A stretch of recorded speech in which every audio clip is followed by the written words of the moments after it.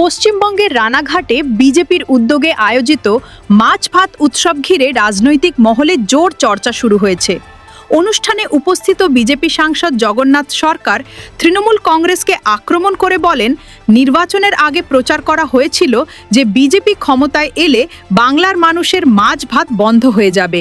এই উৎসব সেই দাবিরই উপযুক্ত জবাব। তিনি আরও দাবি করেন, বিজেপি ক্ষমতায় আসার পর মানুষের মাছ ভাত খাওয়ার আনন্দ আরও বেড়েছে। সাংসদের বক্তব্য অনুযায়ী এই উৎসবে সমাজের সব স্তরের মানুষকে আমন্ত্রণ জানানো হয়েছিল এবং প্রাক্তন মুখ্যমন্ত্রী মমতা ব্যানার্জিকে নিমন্ত্রণ পাঠানো হয়। আগে তৃণমূল কংগ্রেস একটা ন্যারেটিভ চালাচ্ছিল যে ভারতীয় জনতা পার্টি যদি ক্ষমতা আসে নাকি মাছ ভাত বন্ধ করে দেবে। আপনারা মূলত কি উৎসব পালন করলেন? এখানে মাছ ভাত উৎসব চলছে।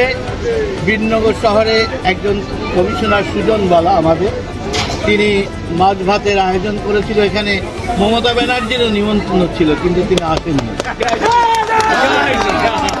তিনি বলেছিলেন মাছ ভাত খেতে দেবে না বিজেপি আসলে, কিন্তু বিজেপি আসার পর মাছ ভাত খাওয়ার প্রবণতা আরও বেড়ে গেছে। তাই মানুষ সিদ্ধান্ত নিয়েছে যে মাছ ভাত থাকবে।